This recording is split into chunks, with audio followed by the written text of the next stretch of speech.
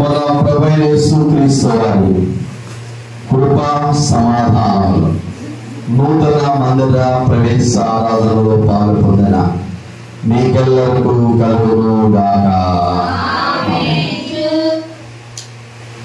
ప్రభునందు ప్రేమాదేవుని పిల్లలారా, మరి ఈ దినం 3 ప్రాముఖ్యమైనటువంటి విషయాలు మీతో గుర్తు చేస్తూ నేను వాక్యోపదేశంలోకి వెళ్ళాలని ఆశపడుతున్నాను.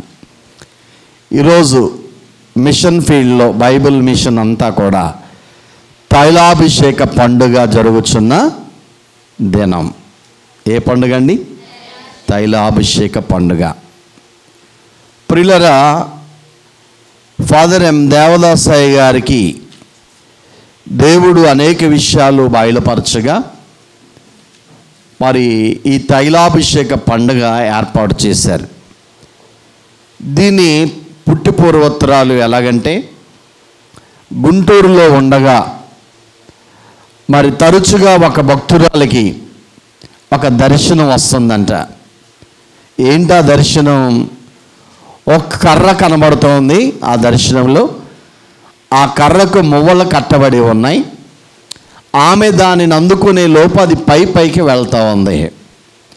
ఒకసారి కాదు, చాలాసార్లు ఈ దర్శనం ఆమెకి వచ్చింది. దీని యొక్క అంతర్భావం ఏమై ఉంటుందో అని ఆమె అర్థం కాక దేవదాసయ్య గారి దగ్గరికి వచ్చి, అయ్యా ప్రభు నాకు ఈ దర్శనం ఇచ్చాడు, దీని భావం ఏంటి అని అడిగితే ఆయన ప్రభుని అడిగి దాని భావాన్ని తెలుసుకుని ఆమెతో చెప్పారు. ఏమనంటే, ఇది అద్భుతాలు చేసే మోషే గారి కర్ర. ఏ కర్ర? మోషే గారి కర్ర. ఆ మువ్వలు ఏంటంటే కృపావరాలు. ఏ వరాలు? పరిశుద్ధాత్మ ఇచ్చే బహుమానాలు. ఆ కర్ర మీ చేతికి వస్తే మోషే గారి లేగా అద్భుతాలు మీరు చేయగలరు అని దైవజనులు తెలియజేశారు. అందువలన ఈ కర్ర మీరు ఈ కృపావరాలు మీరు సంపాదించుకోవాలనంటే మోషే గారి లేక ఉపవాస ప్రార్థన 40 రోజులు చేయాలి అని అన్నారన్నమాట. ప్రియులారా, ఆ విధముగా ప్రభు బయలుపరచగా చెప్పారు. నాటి నుండి మరి 40 దినాలు మోషే గారి సుఖోపవాస ప్రార్థనలు ఆ రోజు ప్రారంభించబడ్డాయి. అయ్యగారి కాలంలో ప్రారంభించబడిన తర్వాత 40 రోజులు పూర్తయిన తర్వాత ఆ రోజు 40వ రోజు అడిగారంట దేవదాసయ్య గారిని, అయ్యా 40 రోజులు అయింది, రేపేం చేయాలనంటే ప్రభుని అడగండి అంటే ప్రభు చెప్పిన మాట, మీకిట్టి ఏర్పాట్లు గావించిన మీ ఆత్మీయ జనకుడైన తండ్రిని తైలం పోసి అభిషేకించండి అన్నారట. అప్పుడు 3 మిషన్ అధికారులు లేచి 41వ రోజు అంటే సరిగా ఆగస్టు 10, జూలై 1వ తారీఖు మొదలుకొని ఆగస్టు 10వ తారీఖు 9వ తారీఖు వరకు 40 రోజులు కంప్లీట్ అయినాయి. ఈ 10వ తేదీన అప్పుడు దైవజనుని నూతన వస్త్రాలు ధరించుకొని ఆయన కుర్చీ మీద కూర్చుని ఉండగా ఒక్కొక్క పెద్ద వచ్చి కొన్ని విషయాలు చెప్పి దైవ సన్నిధి నేర్పించిన తండ్రికి స్తోత్రం, దైవజనునికి అభిషేకం అని తైలం పోశారట. మరొక అధికారి వచ్చి జ్ఞానము నేర్పిన తండ్రికి స్తోత్రం, అట్టి దైవజనునికి అభిషేకం అని తైలం పోశారట. ఆ తర్వాత మరొక ఆయన వచ్చి మరొక అంశం చెప్పి ఆయన తల మీద తైలం పోశారట. ఇట్టి అభిషేకం నాకు చేసినట్లుగా మీ సేవకులకి మీరు చేయకూడదు అని అయ్యగారు ఆ రోజు చెప్పారు. అలా చెప్పారు కనుక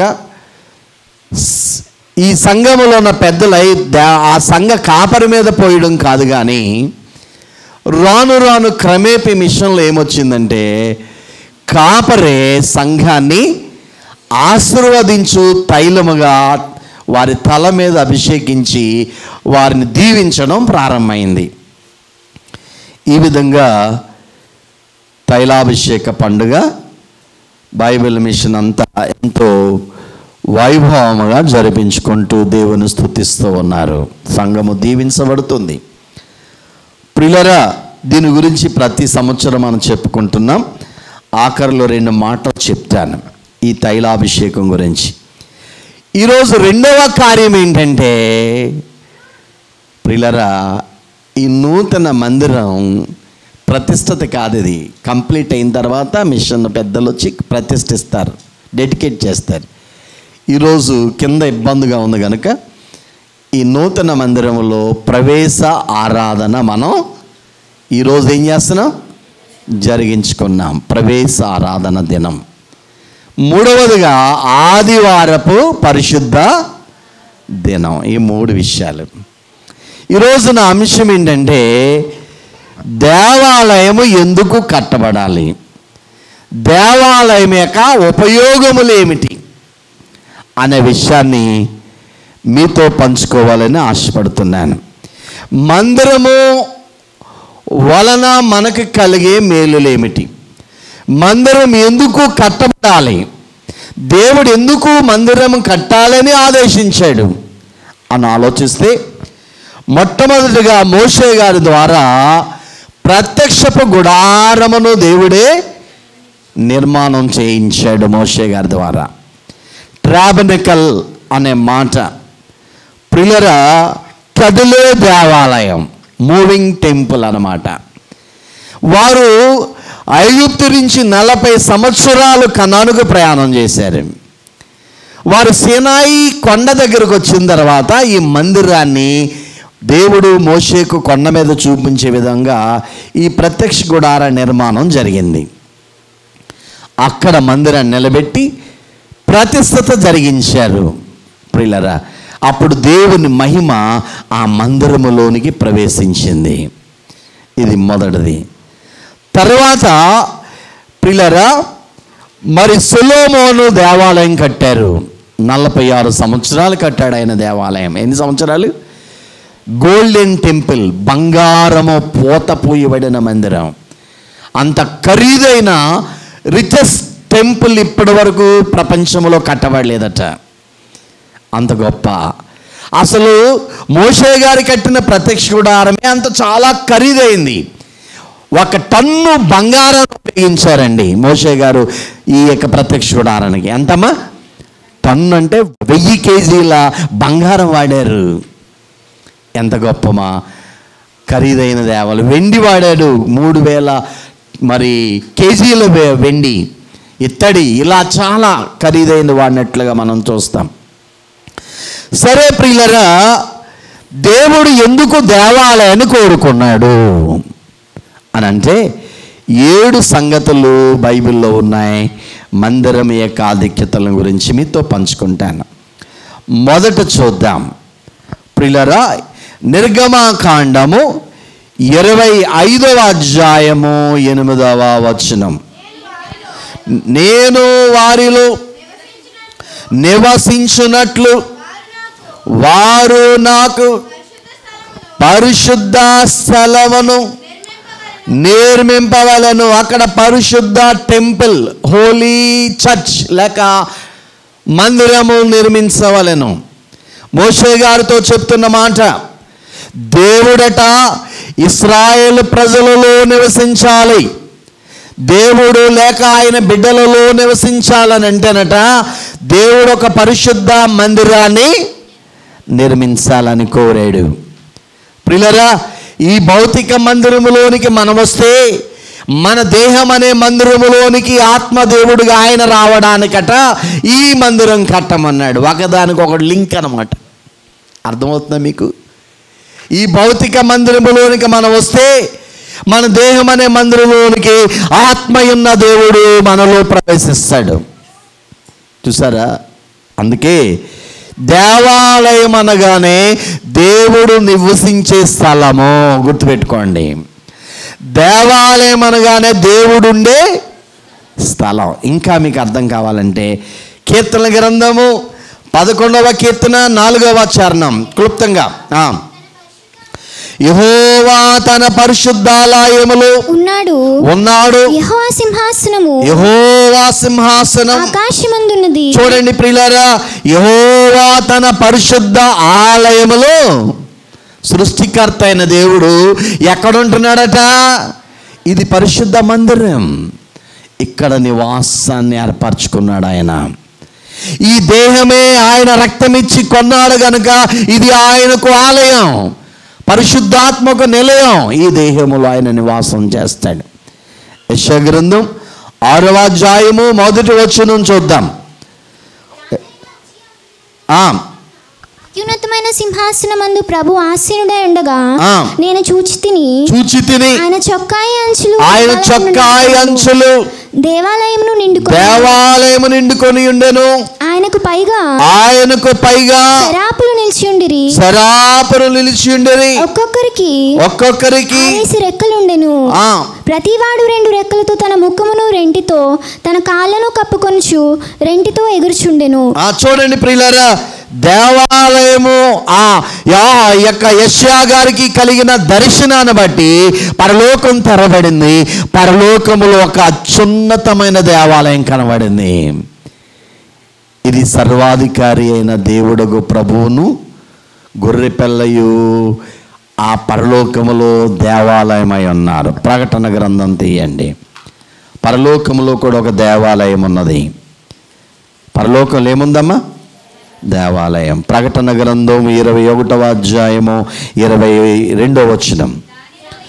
దానిలో ఏ దేవాలయం నాకు కనబడలేదు, సర్వాధికారైన దేవుడునకు ప్రభువును గొర్రెపిల్లయు దానికి దేవాలయమై ఉన్నారు. చూడండి ప్రియులారా, పరలోకములో ఏ దేవాలయం లేదట, కనబడలేదట యోహాను గారికి. సర్వాధికారి అయిన దేవుడుకు ప్రభువును గొర్రెపిల్లయు దానికి దేవాలయం అన్నారు. మన చర్చ్ కంప్లీట్ అయిన తర్వాత యాజకులైన వారు వచ్చిన తర్వాత డెడికేట్ చేసినప్పుడు దీనికి ఏం పేరు పెట్టాలని చాలా మదన పడుతూ ప్రార్థన చేస్తున్నాను. ప్రియులారా, ఈ విషయం నాకు దేవుడు జ్ఞాపకం చేశాడు. మన చర్చికి చర్చ్ ఆఫ్ ల్యాంబ్ అనేటువంటి పేరు పెడితే బాగుంటుంది అనే ప్రేరణ ఉన్నది. టెంపుల్ ఆఫ్ ల్యాంబ్ అనేటువంటిది. ఇంకా ఇది కన్ఫర్మ్ కాదు, ప్రార్థిస్తున్నాను. ప్రియులారా, దేవాలయం ఎందుకనగా దేవుడు నివసించే స్థలం. కీర్తనల గ్రంథం 84 మొదటి 2 వచనాలు క్లుప్తంగా. కీర్తనల గ్రంథం 84 మొదటి 2 వచనాలు. దాని సంపూర్ణతయు లోకమును దాని నివాసులను యెహోవావే. ఆయన సముద్రముల మీద దానికి పునాది వేసెను, ప్రవాహ జలముల మీద దాన్ని స్థిరపరచెను. చూడండి ప్రియులారా, ఈ భూమియు దాని సంపూర్ణతయు ఆయన నివాస స్థలం. 2వ దినవృత్తాంతాల గ్రంథం 6వ అధ్యాయం 2వ వచనం. 2వ దినవృత్తాంతాల గ్రంథం 6:2 వచనం. నీవు నిత్యము కాపురముండుటకై నిత్య నివాస స్థలముగా నేను ఒక ఘనమైన మందిరమును నీకు కట్టించున్నాను. నేను నీకు ఒక ఘనమైన మందిరమును కట్టించున్నానని చెప్పి. చూడండి ప్రియులారా, సొలొమోను ప్రార్థిస్తున్నప్పుడు నీవు నిత్యము కాపురముండడానికి నేను నీకు ఒక ఘనమైన మందిరము కట్టించాను. ఈ మందిరంలో ఎవరు కాపురం ఉంటారట? అమ్మా, దేవుడు మనతో తన బిడ్డలతో. కాపురం అంటే భార్యాభర్తలు పెళ్లి చేసుకుంటే కాపురం పెడతామండి, అది కాదు. కాపురం అంటే కలిసి ఉండడం అని అర్థం. కాపురము అనే తెలుగు పదానికి అర్థం ఏంటంటే 2 వ్యక్తులు కలిసి జీవించుట, సహజీవనము చేయుట అని అర్థం. ఇప్పుడు దేవాలయంలో దేవుడు తన భక్తులు ఏం చేస్తారమ్మా? కలిసి నివసిస్తారన్నమాట. అది దేవాలయం. ప్రియులారా, ఒక మాటలో చెప్పాలంటే గాడ్స్ హౌస్ అన్నమాట. దేవుని ఇల్లు దేవాలయం. ఎవరి ఇల్లమ్మా? దేవుని ఇల్లు. గుర్తుపెట్టుకోండి ప్రియులారా, ఇది మొదటిది, దేవుని నివాసం దేవాలయం. రెండవది బైబిల్ ఇలా చెప్తుంది. 2వ దినవృత్తాంతాల గ్రంథం 2వ అధ్యాయం 1వ వచనం. 2వది, సొలొమోను యెహోవా నామ ఘనత కొరకు ఒక మందిరమును తన రాజ్య ఘనత కొరకు ఒక నగరును కట్టవలెనని.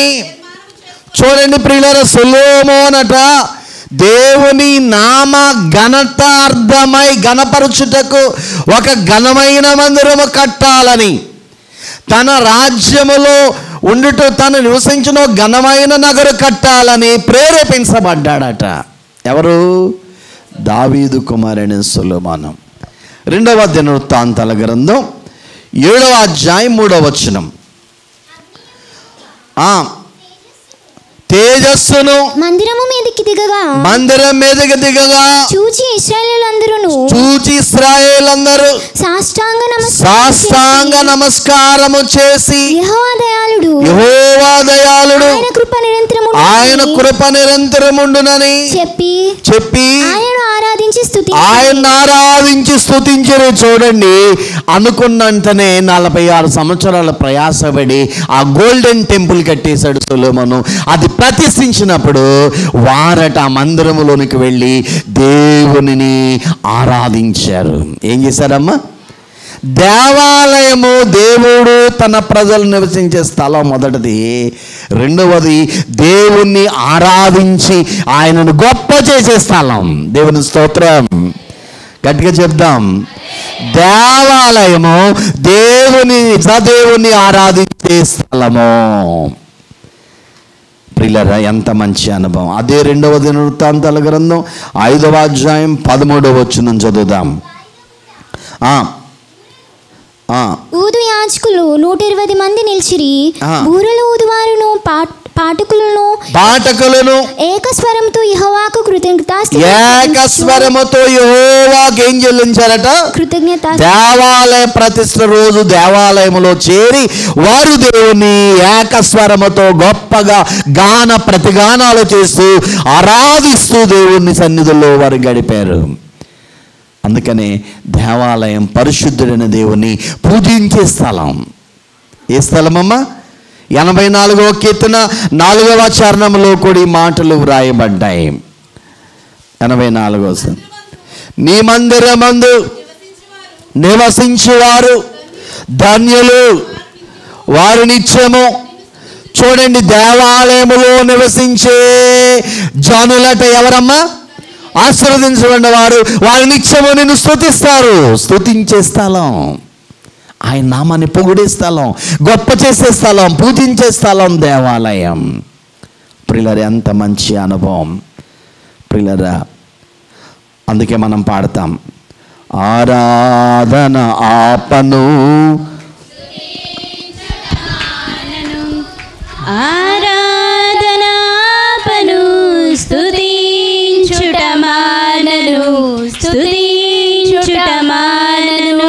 అంతా నా మేలుకే, ఆరాధన యేసుకే, అంతా నా మేలుకే.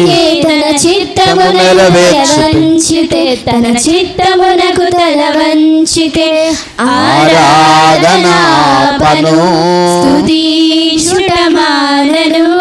ఆరాధన ఆపను, స్తుతించుట మానను, స్తుతించుట మానను. కాబట్టి ప్రియులారా, ఆరాధన మనం ఆపకూడదు, స్తుతించుట మానకూడదు. అందుకనే బాధలు, కష్టాలు, బలహీనతలు ఎన్నున్నా మందిరాన్ని మానకూడదు. ఎక్కడికి రావాలి? ఆదివారం అనగానే ఆరాధించే పరిశుద్ధ మందిరములో ప్రవేశించాలి. బైబిల్ అంటది, యెహోవా నీ మందిర ఆవరణములు ఎంత రమ్యమైనవి, ఒక దినము నీ మందిరములో గడిపితే 1000 దినాలంతా శ్రేష్టత. ఎంత మంచి అనుభవం అండి. ఒక ఆదివారం మిస్ అయితే 1000 దినాలంతా. ఒక్కరోజు కూలికి వెళ్ళామనుకోండి, 1000 రూపాయలు సంపాదిస్తాం. ఒక తాపీ వాడు, నేను తాపీ పని చేస్తున్నాను కాబట్టి కూలికి వస్తే ఎంత అండి? నేను కూలి 800. ఏమండి? 800.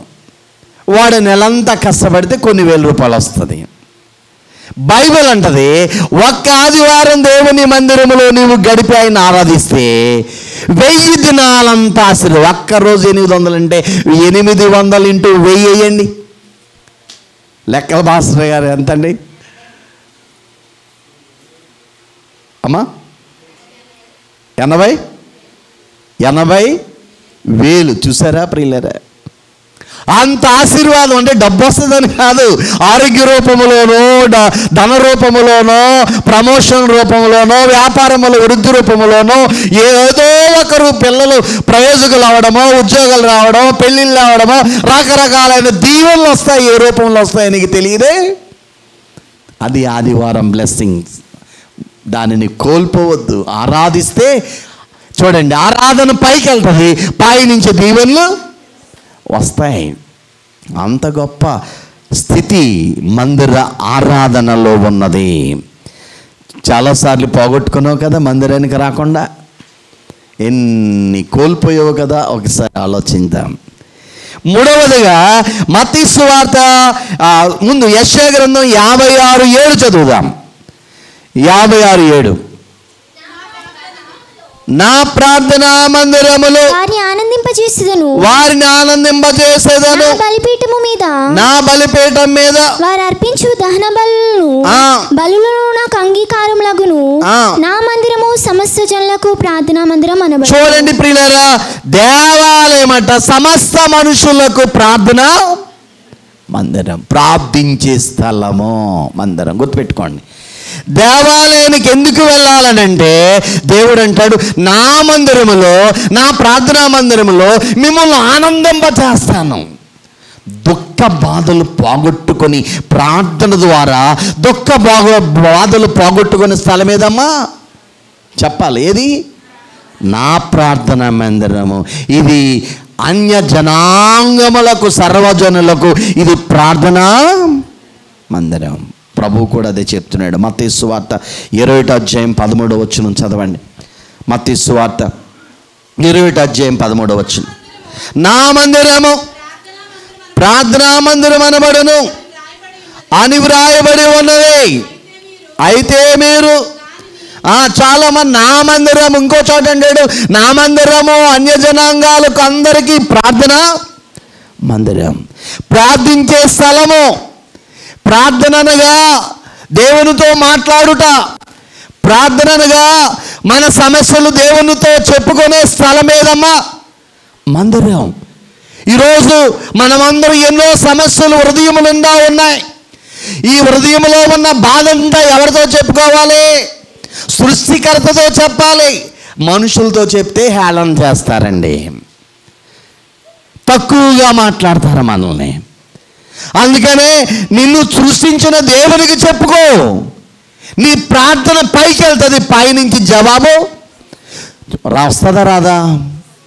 ప్రార్థన పైకి వెళ్తుంది, పైనుంచి జవాబు వస్తుంది. ఎన్ని బాధలున్నా, ఎన్ని సమస్యలున్నా నీవు నేరుగా మందిరానికి వచ్చి ప్రార్థించే స్థలం. ఒక ఆవిడ ఉంది బైబిల్లో, ఆవిడికి గొడ్రాలనే పేరు పెట్టారు సమాజం. ఏం పేరు పెట్టారు? సంతానం లేదు. తనకు ఇంకొక ఆవిడ ఉంది, ఆవిడికి సంతానం, చాలా సంతానం ఇచ్చాడు దేవుడు, ఈమెకి సంతానం లేదు. ఆమె ఇంట్లో పోరు మొదలయ్యింది. గొడ్రాలు ఎక్కడికి వెళ్ళినా గొడ్రాలని తిడుతున్నారు. ఆ మాటలు భరించలేకపోయింది, సహించలేకపోయింది. భర్తతో చెప్పుకుని బాధపడింది. భర్త అన్నాడు, అనేక మంది పిల్లల కంటే నేను ఒక్కడుంటే నీకు చాలదా అని అన్నాడు. అయినా తృప్తి లేదు. ప్రియులారా, ఆడదానికి ఎప్పుడు తృప్తి? పెళ్ళి అయితే తృప్తి కాదు, ఒక బిడ్డను తన గర్భాన్ని మోస్తే కానీ తన కౌగిట్లోకి వస్తే అప్పుడే ఆడదానికి తృప్తి, అప్పుడే సంతోషం. ఈమెకి వేదనలు ఎక్కువైపోయినాయి. ఇరుగు పొరుగు వాళ్ళందరూ ఇంట పోరు, బయట పోరు. ఇది తట్టుకోలేకపోతుంది, మానసికంగా కుమిలిపోతుంది. ఈమె ఆలోచించింది, ఎక్కడికి వెళ్తే ఈ సమస్య పరిష్కారం అవుతుంది అనుకుంది. అప్పుడు ఆమె యూదురాలు గనుక వాళ్ళకి సిలోహు అనే పట్టణంలో గొప్ప దేవాలయం, అక్కడికి వెళ్ళిందండి. ఆ దేవాలయానికి వెళ్ళింది పన్ను కట్టుకుని. ఆ మందిరానికి వెళ్ళి ఒంటరిగా కుమిలిపోతూ మౌనురాలై ఏడుస్తూ ఉంది.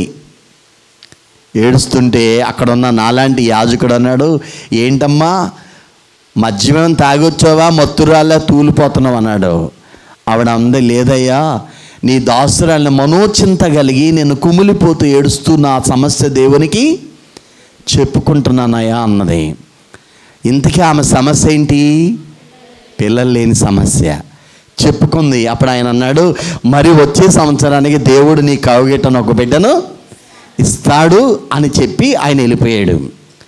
దేవుని సన్నిధిలో ఆమె ఏమనుకుందంటే, దేవా నిజంగా నాకు బిడ్డనిస్తే మరలా బిడ్డను తీసి పాలు విడిచిన తర్వాత తీసుకొచ్చి నీ మందిరంలో సేవకిచ్చేస్తానని మొక్కుకుంది. ఆవిడ పేరు ఎవరు? హన్నా. చూసారా ప్రియులరా, నీ సమస్య పరిష్కారము నీవెక్కడ సంపాదించుకోవాలి? దేవాలయానికి వెళ్ళి దేవుని సన్నిధిలో మౌనంగా ఉండి నువ్వు హృదయపూర్వకంగా ప్రార్థన చేస్తే నీ ప్రార్థన ఎవరు ఆలకిస్తాడు? దేవుడు ఆలకిస్తాడు.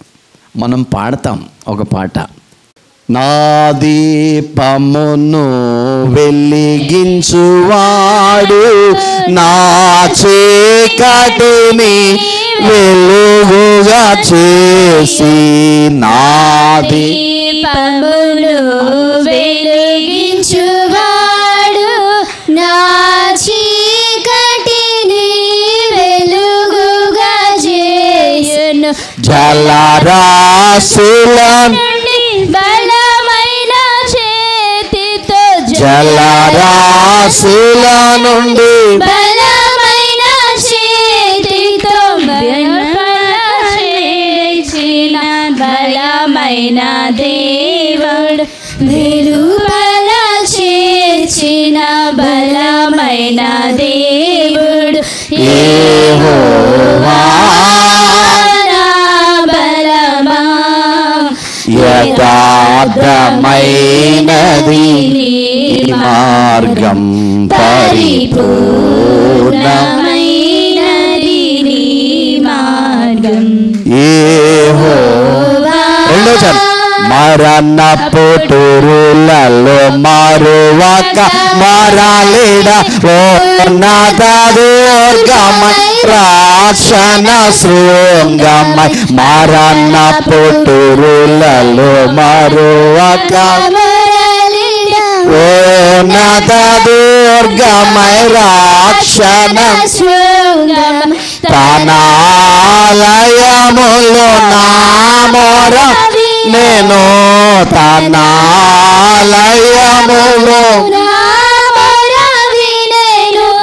ఆధారేను ధరణి భయకంపముచే, ఆధారేను ధరణి భయకంపముచే, యెహోవా నా బలమా, యథార్థమైనది మార్గం పరిపూర్ణమైనది నీ నామం యెహోవా. చూడండి పిల్లరా, 2వ దినవృత్తాంతాల గ్రంథం 6వ అధ్యాయము 40వ వచనము 35వ వచనము చదవండి. ఇర్మియా గ్రంథం 7వ అధ్యాయం 11వ వచనం, యోహాను సువార్త 2వ అధ్యాయం 15-16 వచనాలు ఒకసారి. ఆకాశము నుండి వారి విన్నపమును ప్రార్థనను ఆలకించి వారి కార్యమును నిర్వహించుదువుగాక. 40, నా దేవా ఈ స్థలమందు చేయబడు విన్నపము అంటే ప్రార్థన నీ కనుదృష్టి ఉంచుదువుగాక, నీ చెవులు దానిని. చూడండి, సొలొమోను దేవాలయం కట్టినప్పుడు ప్రార్థిస్తూ ఉన్నాడు, దేవా ఈ స్థలమందు చేయబడే ప్రార్థనల మీద నీ కనుదృష్టి నీ చెవులు నిలుపుదువుగాకంటే దేవుడు అన్నాడు, అవును నా పేరు పెట్టబడిన జనులు తాము తగ్గించుకొని స్థలములో ప్రార్థన చేస్తే నేను వారి ప్రార్థన విని వారి పాపములు క్షమించి వారిని స్వస్థపరుస్తాను అన్నాడు. ఎంత మంచి అనుభవం. దేవాలయం అనగా ప్రార్థించే సృష్టికర్తకు ప్రార్థించే స్థలం. ఇర్మియా గ్రంథం 7:11, నాదని చాటబడిన ఈ మందిరం, నాదని చాటబడిన ఈ మందిరము మీ దృష్టికి దొంగల గుహ అయినదా. చూడండి ప్రియులారా, దేవుడు చూడండి మనుషుల దృష్టి దొంగల గుహ అయిపోయిందా అని చెప్తూ బాధపడుతున్నాడు దేవుడు. చదువమ్మా. ఆలోచించుడి, నేనే సంగతి కనుగొనుచున్నాను, ఇదే యెహోవా వాక్కు. చూడండి ప్రియులారా, దేవుని మందిరాన్ని మనం పాడు చేయకూడదు అన్నమాట. దేవుడు హెచ్చరిస్తూ ఉన్నాడు. యోహాను 2:15-16. త్రాళ్ళతో కొరడాలు చేసి గొర్రెలను ఎడ్లనన్నిటినీ దేవాలయం నుండి తోలివేసి రూకలు మార్పు వారి రూకలు చల్లివేసి వారి బల్లలు పడద్రోసి పావురములు అమ్మువారితో వీటిని ఇక్కడ నుండి తీసుకొని పొండి, నా తండ్రి ఇల్లు వ్యాపార పుట్టిల్లుగా చేయొద్దని చెప్పెను. ఆయన శిష్యులు నీ ఇంటిని గూర్చిన. చూడండి ప్రియులారా, దేవాలయాన్ని యేసు ప్రభు కాలంలో వ్యాపార పుట్టిల్లుగా దొంగలుగా మార్చేశారు శాస్త్రులు, పరిసయ్యులు. ప్రభు వారిని తాళ్లతో కొరడాలి, వారిని అందరిని కొట్టి అవన్నీ శుద్ధి చేశాడు దేవాలయాన్ని. ప్రియులారా, ఇది ఒక హెచ్చరిక మనకి. సరే, ఏది ఏమైనప్పటికీ దేవాలయము మూడవది ఏ స్థలమమ్మా? ప్రార్థించే స్థలం. నీ సమస్యలు పరిష్కారం కావాలంటే మందిరానికి రా, ప్రవేశించు. ప్రతి ఆదివారం నీకు ఎప్పుడు వీలైతే అప్పుడు వచ్చి ఇక్కడ ప్రార్థించు, వెళ్ళు. దేవుడు నీ మొర ఆలకిస్తాడు. నాలుగవదిగా దేవాలయము బలి అర్పణ జరిగే స్థలము. చూడండి 2వ దినవృత్తాంతాల గ్రంథం 7వ అధ్యాయము 12వ వచనము. అప్పుడు యెహోవా రాత్రియందు సొలొమోనుకు ప్రత్యక్షమేలాగు చెప్పెను, నేను నీ విన్నపములు అంగీకరించుచున్నాను. ఈ స్థలము నాకు బలి అర్పించు, మందిరముగా కోరుకుంటుని. చూడండి ప్రియులారా, దేవాలయం అనగానేనంట సొలొమోను కట్టినప్పుడు దేవుడు కలలో కనబడి ఈ మందిరము నాకు బలి అర్పించే స్థలము లేక మందిరము. ప్రియులారా, ఇప్పుడు బలి మనం వేయ అవసరం లేదు. ఇప్పుడు ఈ స్థలములో బలి వేయవలసిన అవసరం లేదు. మరి బలి స్థలం అన్నాడు కదా, మనమే బలి చెయ్యాలి. ఇక్కడ ఏంటో చూద్దాం. కీర్తన గ్రంథం 51వ కీర్తన 17వ చరణం. 51వ కీర్తన 17వ చరణం. విరిగిన మనసు దేవునికి ఇష్టమైన బలులు. దేవా, విరిగి నలిగిన హృదయమును నీవు అలక్ష్యము చేయక నీ కటాక్షము చొప్పున. చూడండి ప్రియులారా, బలి అర్పణ. దేవా, బలిని కోరవు. ఇప్పుడు దేవుడు కోరట్లేదు, కానీ విరిగి నలిగిన హృదయమే నీకు ఇష్టమైన బలి. దేవుని మందిరములకు వచ్చి సమస్యలను బట్టి నలిగిపోతూ హృదయాన్ని విరగొట్టుకొని, ప్రభువా నా హృదయానికి అర్పిస్తున్నాను, నా హృదయంలో నెమ్మది ప్రసాదించు అని చెప్పి మన మనసులో బాధలు కష్టాలను ఇక్కడ చెప్పుకొని నలిగిపోతున్న వారికట ఆయన ఆసనుడు. అదే ఆయనకి ఇష్టమైన బలి అర్పణ. ప్రియులారా, అందుకని ఆయనకి ఇష్టమైన అర్పణలు విరిగి నలిగిన హృదయం. రెండవది సజీవ యాగముగా ఆయన మన శరీరం అట. రోమ 12:1 బలి అర్పణ. హెబ్రీ 13:15 అట స్తుతి యాగము. ఈ త్యాగాలన్నీ దేవునికి అంగీకారమైన అర్పణ, బలి అర్పణ. మీరు గుర్తుపెట్టుకోండి ప్రియులారా. అందుకనే విరిగి నలిగిన హృదయం ఎక్కడ ఉంటుందో అక్కడ దేవుడు ఆసనుడు. ప్రియులారా, యెషయా గ్రంథములో ఒక మాట చదువుకుందాం. ఎక్కడ విరిగి నలిగిపోయిన హృదయం, బాధలలో, సమస్యలలో, వేదనలో నలగొట్టబడుతున్నారు వారి దగ్గర ఆయన ఉంటాడట. 57వ యెషయా గ్రంథం 15వ వచనం. 57 యెషయా గ్రంథం 15. మహాగణుడును మహోన్నతుడును పరిశుద్ధుడును నిత్య నివాసైన వాడు ఇలాగు సెలవిచ్చుచున్నాడు, నేను మహోన్నతమైన పరిశుద్ధ స్థలంలో నివసించేవాడను. అయినను వినయము గల వారి ప్రాణమును ఉజ్జీవింప చేయుటకును, నలిగిన వారి ప్రాణమును ఉజ్జీవింప చేయుటకును, వినయము గల వారి యొద్దను, దీన మనసు గల వారి యొద్దను. చూడండి అమ్మా, ఎక్కడైతే విరిగిన మనసు అనే బలి అర్పణ ఉంటుందో ఎవరి జీవితంలో అయితే అక్కడే ఆయన నివాసం చేస్తున్నాడు. బాధల్లో నుండి స్థలానికి వచ్చావా? వ్యాధుల్లో నుండి వచ్చావా? కుటుంబ కలహాల్లో నుండి వచ్చావా? మానసికంగా ఆర్థిక ఇబ్బందులతో వచ్చావా? ఏదేమైనా ఏ సమస్య అయినా దేవుని మందిరంలో నీ మనసారా నీ వేదనంతా ఆయనతో చెప్పు, నీ హృదయాన్ని అర్పించు. తప్పకుండా దేవుడు తన ఫలాన్ని నీకు ఇస్తాడు. బలి అర్పించు స్థలము. ప్రియులరా, మనం పాడుతూ ఉంటాం. ఏం పాట అమ్మా? ఏం పాట?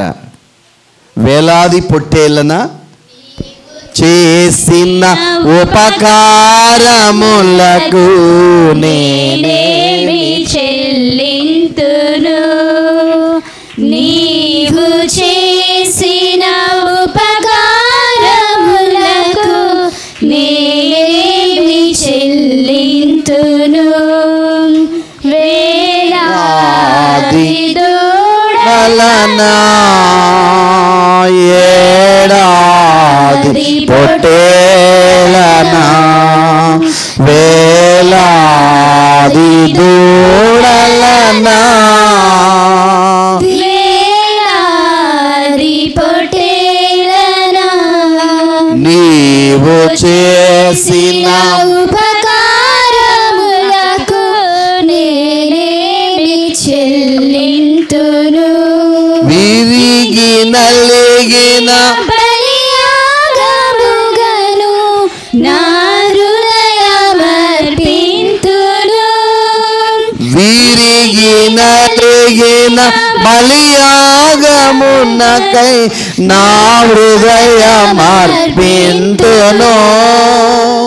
రక్షణ పాత్రను చేబూని నిత్యము నిన్ను వెంబడించెదను.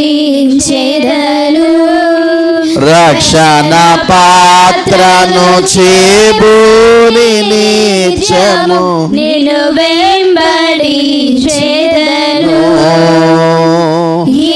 ఏడాది దూడలనా వేలాది పొట్టేలనా వేలాది దూడలనా వేలాది పొట్టేలనా. కాబట్టి ప్రభునందు ప్రియమైన దేవుని పిల్లలారా, మందిరము బలి అర్పణ జరిగే అది హృదయార్పణ. జ్ఞాపకం చేసుకుందాం. ఐదవదిగా, మందిరము దేవుని దృష్టి ఉండు స్థలము. చెప్పాలి, ఎవరి దృష్టి ఉండే స్థలం? 2వ దినవృత్తాంతాలు 6వ అధ్యాయము 20వ వచనము ఒకటి రాసుకోండి. 7వ అధ్యాయము 2వ దినవృత్తాంతాలు 15వ వచనము. మొదటి రాజుల గ్రంథము 8వ అధ్యాయము 29వ వచనం. ఈ మూడిట్లో ఏదో ఒకటి చదివేయండి. ఈ స్థలము తట్టు తిరిగి చేయు విన్నపములను వినుటకై నా నామమును ఆచట ఉంచెదనని నీవు సెలవిచ్చిన ఈ మందిరము మీద నీ కనుదృష్టి రాత్రింబగళ్ళు నిలుచునుగాక. సొలొమోను ప్రార్థనలో ఉన్న ఈ అంశం ఏమని అంశం? ఇక్కడ ప్రార్థనని వింటున్నావు, అలాగే నీ కనుదృష్టి రేయింబగళ్ళు ఈ స్థలములో ఉండునుగాక. అంటే దేవుడు ఉంటాయని చెప్పాడు. దేవాలయం అనగా దేవుని యొక్క దృష్టి నిలిపే స్థలం. నీవు ఈ స్థలానికి వస్తే దేవుని కన్నులు నీ మీద పడతాయి. ఆయన చల్లనైన చూపు.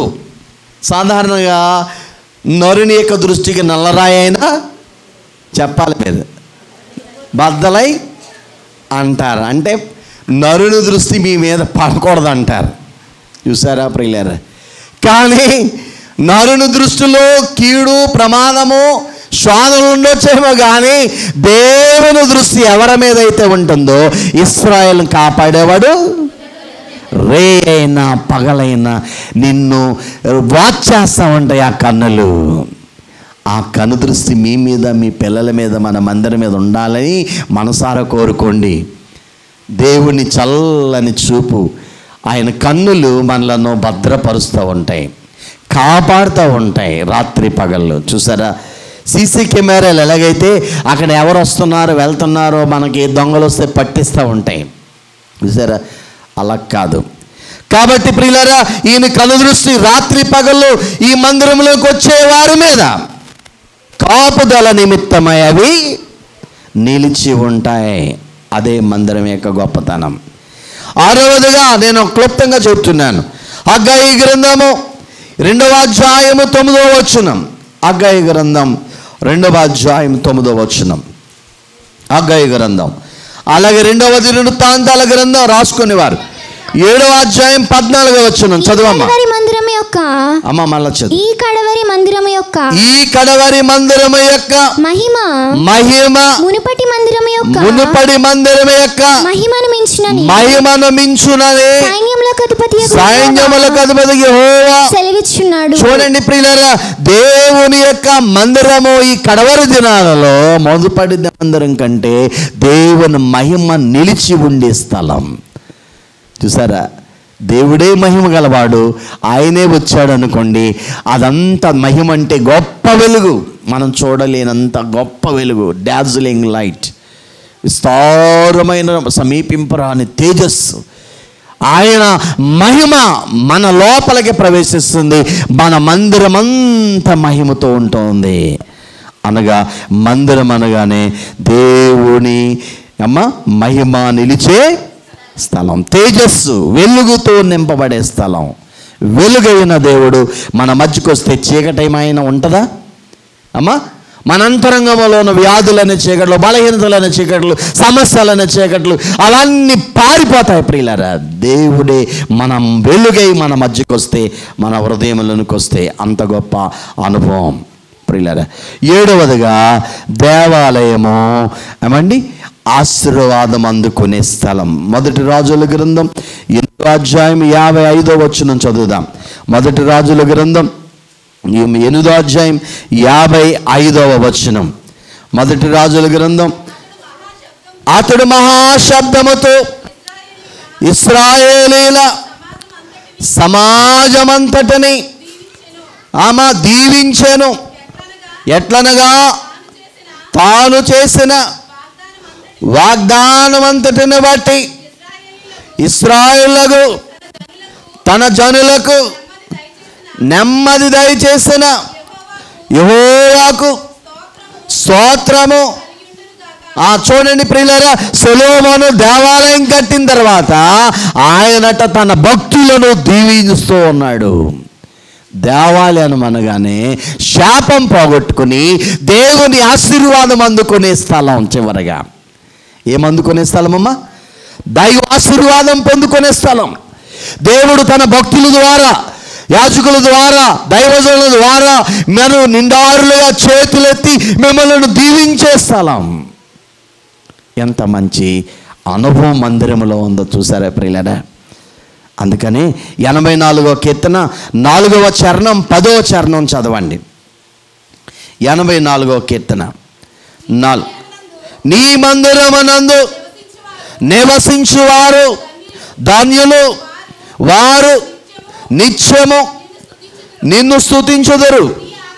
నీ ఆవరణములు ఒక దినము గడుపుట 1000 దినముల కంటే శ్రేష్టము. చూసారా ప్రియులారా, దేవుని మందిరములో నివసించే జనులట ధన్యులు, ధన్యులు, ధన్యులు అనే మాటకు బ్లెస్సెడ్ అనే మాట ఇంగ్లీష్లో వ్రాయబడింది. ధన్యుడు అంటే ఏంటమ్మా? ఆశీర్వాదింపబడిన వాడు. కాబట్టి దేవాలయములో దైవాశీర్వాదం ఉన్నది, అందుకునే స్థలం ఇది. అందుకనే మందిరాన్ని మిస్ కాకండి, మిస్ కావద్దు ప్రియులారా. అంత మంచి ఎలాంటి ఆశీర్వాదాలు ఇస్తాడు దేవుడు ఇక్కడ. శాపగ్రస్తులు వచ్చారనుకోండి, శాపాన్ని దేవుడు ఆశీర్వాదంగా మార్చేస్తాడు. సంతానం లేని వారు వచ్చి సంతానం ఇస్తాడు, నిరాశపడకండి. వ్యాధిగ్రస్తులకు స్వస్థత ఇస్తాడు. మనశ్శాంతి లేని వారికైతే శాంతినిస్తాడు. మనం పాడతాం. ఉదయం చాలా సంవత్సరాల క్రితం నాకు ఒక పాట, ఫేమస్ పాట, అప్పుడు అన్ని చర్చిల్లో అదే వినబడేది. రాజేష్ ఆ పాట పెట్టాను నేను. ఇందాక ఇక్కడ పెట్టాడు, ఆలయంలో ప్రవేశించండి అందరూ, స్వాగతం సుస్వాగతం యేసు నామములో. ఆలయంలో ప్రవేశించండి అందరూ, స్వాగతం సుస్వాగతం యేసు నామములో. నీ హృదయంలో పాపమా కలతలా, నీ హృదయంలో పాపమా కన్నీరా, నీ కన్నీరంతా తుడిచివేయు రాజు యేసు కోసం. ఆలయంలో ప్రవేశించండి అందరూ, స్వాగతం సుస్వాగతం యేసు నామములో. దీక్ష స్వభావంతో ధ్యాన స్వభావమై వెదికే వారికంతా కనబడు దీపము. యేసురాజు మాటలే వినుట ధన్యము, వినుట వలన విశ్వాసం అధికమధికమై ఆత్మలో దాహము తీరెను. రండి, ఆనందం ఆనందం హల్లెలూయా. ఆలయంలో ప్రవేశించండి అందరూ, స్వాగతం సుస్వాగతం యేసు నామములో. కాబట్టి ఆలయంలో ప్రవేశిస్తే మన బ్రతుకుల్లో ఒకవేళ బలహీనతల, కలతల, హృదయంలో బాధల, కన్నీరా, మీ కన్నీరంతా తుడిచి వేస్తాడు. రాజు యేసు ఇక్కడ ఉంటాడు. ఆయనే ప్రభువైన యేసుక్రీస్తు, ఆయనే ప్రధాన యాజకుడు. ఈ స్థలములో నిలిచి యాజకుని పైగా తన హస్తములు చాపి ఆయన బిడ్డలమైన మనల్ని ఆశీర్వదిస్తాడు. ఎంత మంచి అనుభవం! ఎలాంటి ఆశీర్వాదాలు ఇస్తాడు మరి? కీర్తనల గ్రంథం 21వ కీర్తన 3వ చరణములో దావీదు భక్తుడు అంటాడు, దేవుడంట దేవాలయంలోనికి దేవుడు మనకంటే ముందొచ్చి నా పిల్లల్ని ఇలా దీవించాలనుకుంటాడు. చదువమ్మా. శ్రేయస్కరమైన ఆశీర్వాదములతో నీవు అతనిని ఎదుర్కొనుచున్నావు, అతని తల మీద ఆపరంజి కిరీటము ఉంచి ఉన్నావు. ఆయుష్నిమ్మని అతడు నిన్ను వరమడుగగా నీవు దానిని అతనికి అనుగ్రహించి ఉన్నావు. సదాకాలము నిలుచు దీర్ఘాయువును. చూడండి అమ్మా, దేవుడట మనలనట ఎలాగ ఎదుర్కొంటాడు? ఆదివారం చాలా బ్లెస్సింగ్స్ తీసుకొస్తాడండి. ఈరోజు నా పిల్లలు ఈ సమస్యలతో వస్తారని దేవుడు మనకంటే ముందు మందిరానికి వస్తాడట. చాలా మోర్ బ్లెస్సింగ్స్, షవర్ బ్లెస్సింగ్స్. ఏమండి, ఎలాంటి ఆశీర్వాదాలు వర్షం వలె నీకు ఇవ్వడానికి తీసుకొస్తాడట. మనమేమో లేట్గా వస్తామంట. ఆయన ముందు వస్తాడు నీ కోసం కనిపెట్టుకొని, చాలా దీవెనలు పరలోకం తీసుకొచ్చి ఇవ్వాలని ఆశపడతాడు. సరే, ఆదివారం ఆరాధనలు 7 దీవెనలు ఉన్నాయి. కాబట్టి ప్రియులారా, మందిరం యొక్క విలువను గుర్తించండి. మందిరానికి ఎంత ఆధిక్యత ఉంది. నీవే మందిరం అయితే ఈ అనుభవాలని మనసు నీ హృదయంలో ఉండాలి. ఎన్ని విషయాలు చెప్పుకున్నాం చెప్పండి. మొదటిది ఏంటి? దేవుని నివాస స్థలం, దేవుని ఇల్లు. రెండవది, మూడవది, నాలుగవది, ఐదవది, ఆరవది, ఏడవది ఆశీర్వాదం అందుకునే ఇలాంటింత మంచి స్థలానికి ఇప్పుడు చదువుదాం. దావీదు గారితో అన్నారంట ఒక మాట. 122వ దావీదు కీర్తన 1వ చరణం గమనిక.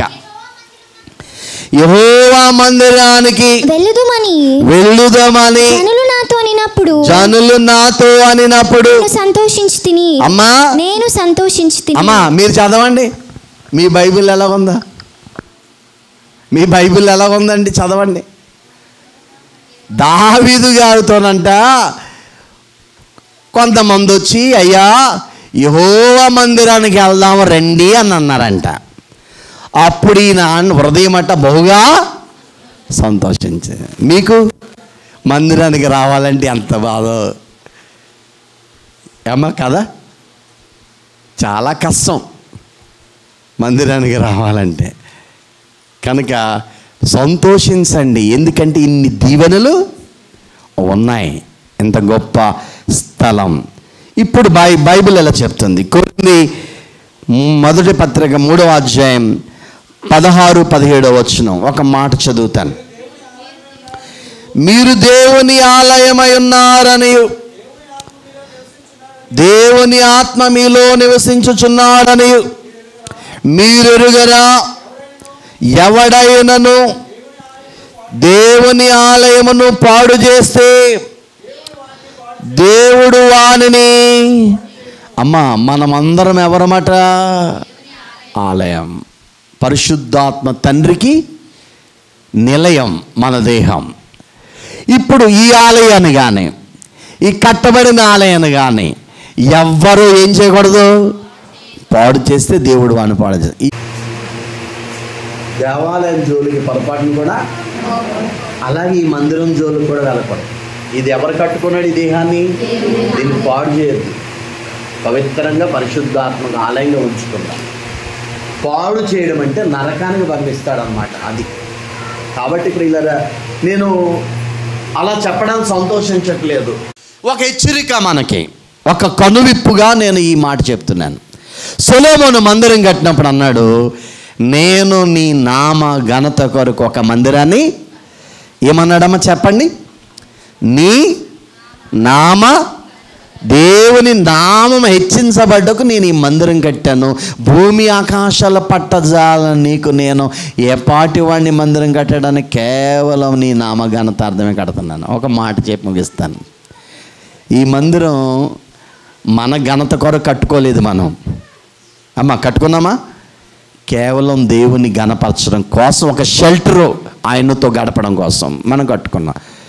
నేనేం అసహించట్లేదు, నేను గొప్పగా కట్టేసాను అనుకోవట్లేదు. చాలా సంవత్సరాల క్రితం, ముగింపు అన్నమాట, చాలా సంవత్సరాల క్రితం ఒక గొప్ప రాజు ఒక గొప్ప మందిరాన్ని కట్టాలనుకున్నాడు. ఎంత గొప్ప మందిరం అంటే దేశ విదేశాల్లో పేరు వచ్చేయాలనుకున్నాడు. ఆ మందిరం విషయంలో మందిరం కట్టేశాడు. ఓపెనింగ్ అయిపోయింది. ఆ మందిరానికి తన పేరు రాసేసుకున్నాడు. ఎవరి పేరు పెట్టుకున్నాడు? ఆయన పేరు రాసేసుకున్నాడు. ఈ మందిరం పలానా రాజు, కింగ్ అని చెప్పి రాసేసుకున్నాడు. ఆయన పేరు సమ్ ఎక్స్ రాసేసుకున్నాడు. కొద్ది రోజులు అయిన తర్వాత ఒక కళ వచ్చింది ఆయనకి. ఏమొచ్చిందమ్మా? ఏమొచ్చింది? ఆ కళలో ఒక దేవదూత పరలోకం నుంచి వచ్చి ఆయన పేరు తుడిచేసింది. ఒక పేద విధవరాలు ముసలావిడి పేరు రాసేసింది. ఈ కళ రాజుగారికి వచ్చింది. తులిపడి లేచి కోట్ల రూపాయలు ఖరీదెట్టి కట్టించిన దేవాలయం నా పేరు చెడగొట్టేసి ఆ దేవదూత ముసలావిడి పేరు రాసేసింది. ఏంటిది? ఇది ఎక్కడ అన్యాయం? డబ్బంతా నాది, ప్రయాసంతా నాది, నా పేరు పెట్టుకుంటే ఆ ముసలావిడి పేరు రాసేసింది అని చెప్పి బాధపడిపోతున్నాడు ఆ రాజు. బాధపడి ఎందుకు నా పేరు చెడిపేసింది, ఆ వృద్ధురాలు పేరు ఎందుకు రాసింది ఆ దేవదూత, ఇంతగా వృద్ధురాలు ఎక్కడ ఉంటుందని చెప్పి బొట్టలందరూ మమ్మీ దేశంలో 4 మూలగల జల్లెడు పట్టేశాడు. ఒక హైవే ప్రక్కన చిన్న పూరుగుడి వేసుకుని ఆ గుడిసెలో ఉంటుంది ఆ ముసలిదే. ఆ ముసలావిని పట్టుకున్నారు బొట్టలు, రాజుగారి దగ్గర తీసుకెళ్ళారు. ఏంట్రా బాబు, నేనేం తప్పు చేశాను, నన్ను రాజుగారి దగ్గర తీసుకెళ్తున్నారు. లేదు, నువ్వు తప్పు చేసావు రా అని చెప్పి ఈడ్చుకుని వెళ్ళిపోయారు ఆమెను. పాపం వెళ్ళిపోయిన తర్వాత గజగజలు ఆడిపోతుంది రాజుగారి దగ్గర. రాజు తలుచుకుంటే దెబ్బలకు చెప్పాలి, అది కూడా రాదా? అమ్మాయి అంత ఈమె భయపడిపోతుంది వృద్ధురాలు. అప్పుడు ముసల్దానా అన్నాడు. ఏంటి బాబు వెళ్ళినవాడా, నమస్కారం అండి, ఏం చేసావు నువ్వు అంటే, ఏంటి బాబు అంటే, నేనేం చేయలేదు బాబు.